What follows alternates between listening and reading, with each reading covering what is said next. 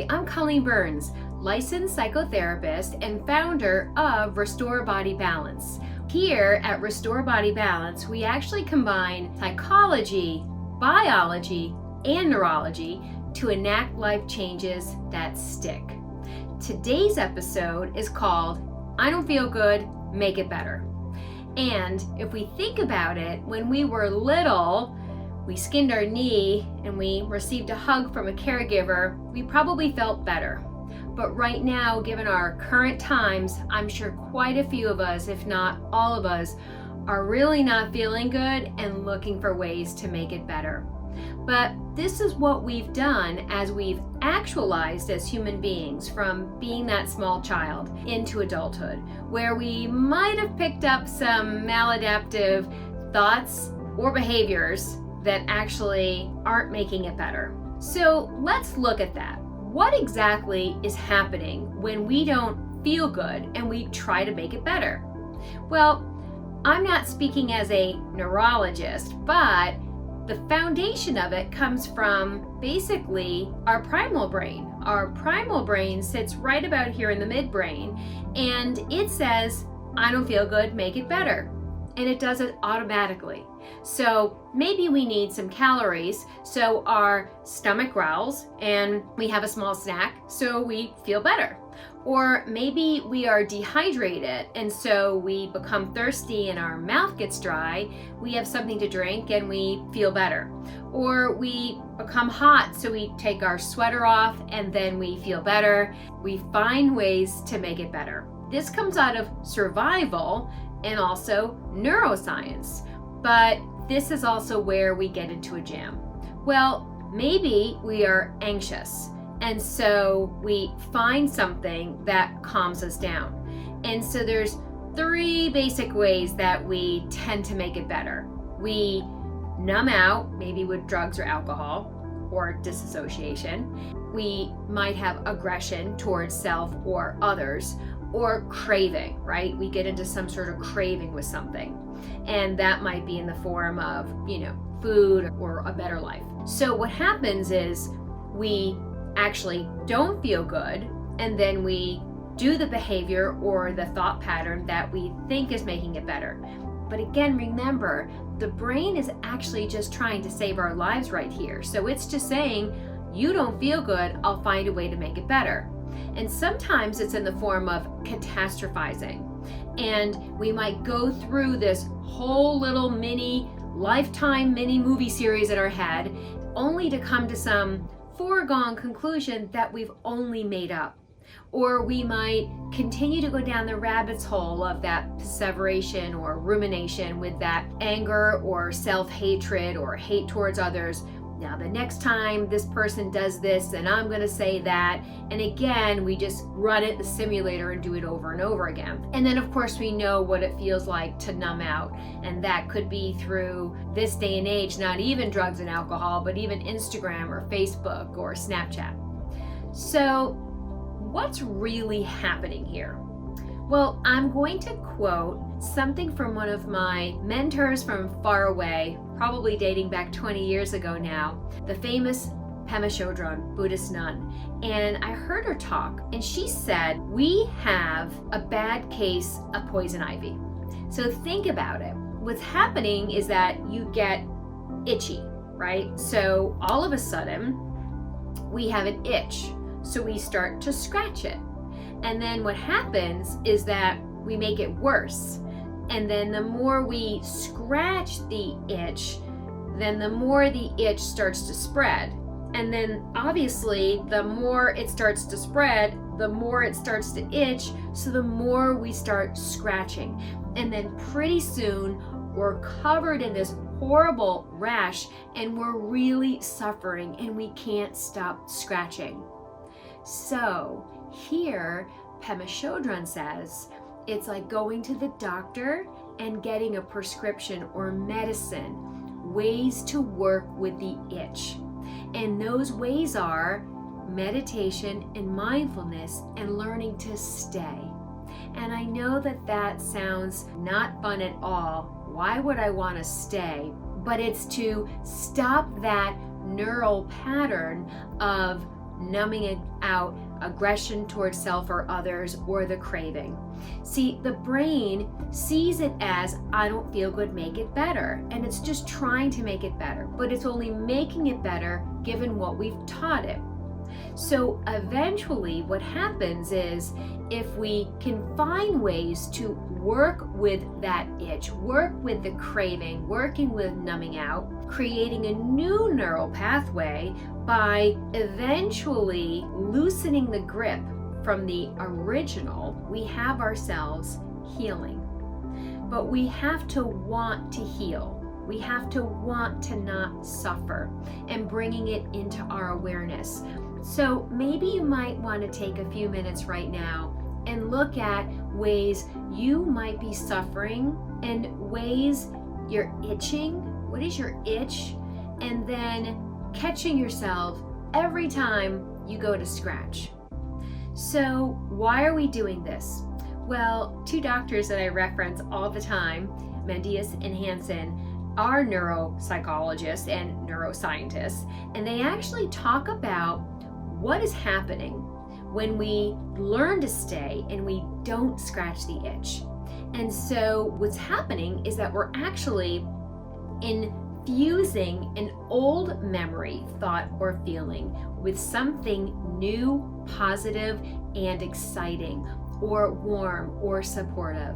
And in therapy, when people come and talk to me, we're basically experiencing or re-experiencing a painful thought or memory in a new way, in a way that's getting supported and held.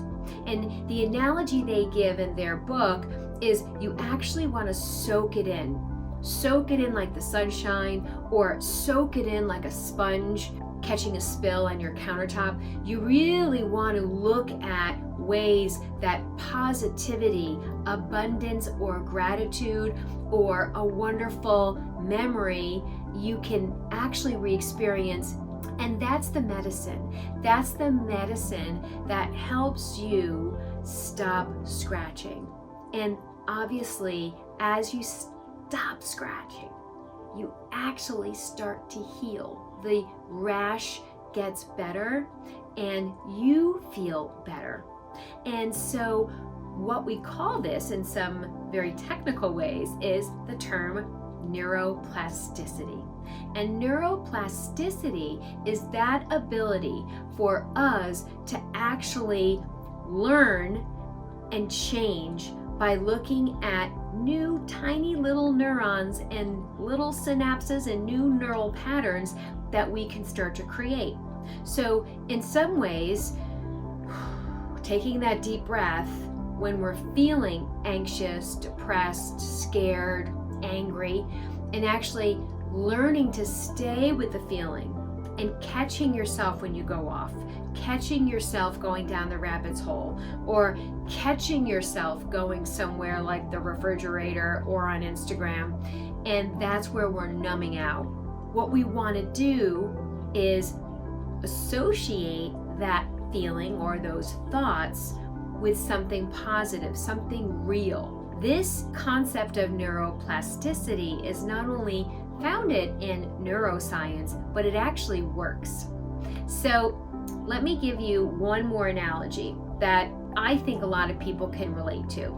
So picture fresh fallen snow. So when I was young, I went sleigh riding all the time.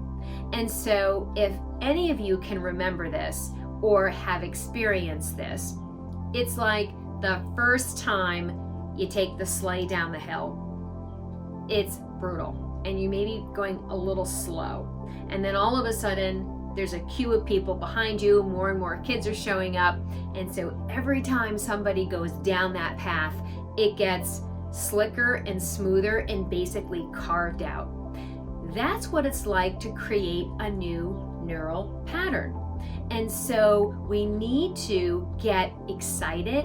We need to lament in it. We need to remember it from a positive, wonderful, happy, abundant platform. That's important because, again, going back to neuroscience, your memories that get stored or the new memories that we're trying to associate with maybe the unpleasant ones will get stored with the most stimulating ones.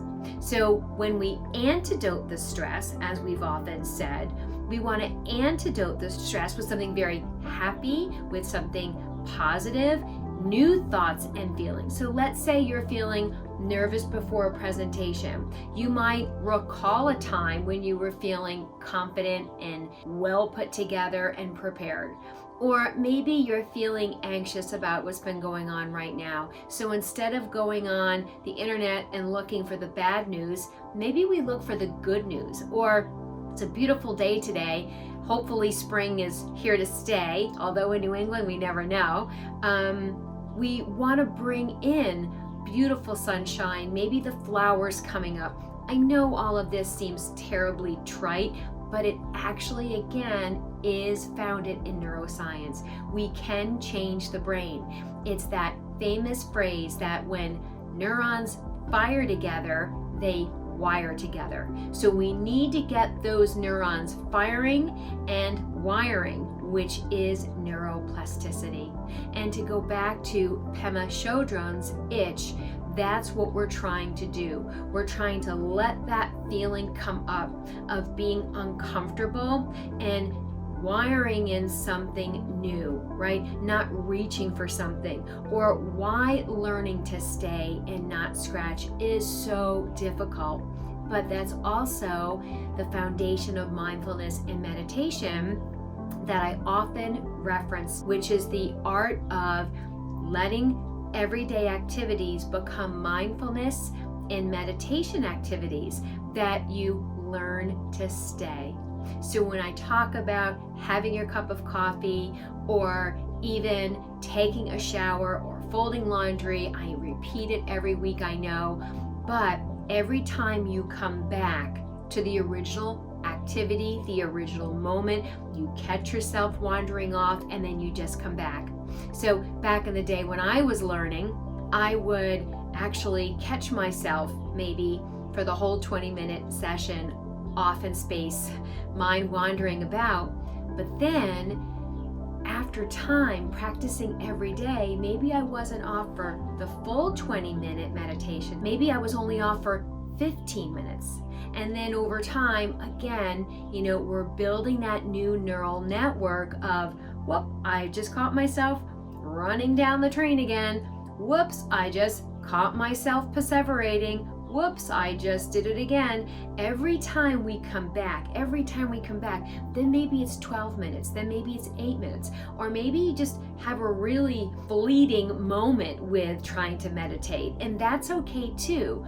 Again, we remember gentle, loving kindness because we don't want the brain to associate it with anything negative or feeling like we have a bad experience. It also has to be cognitive reappraisal and positive expectation, and all of that antidote stress.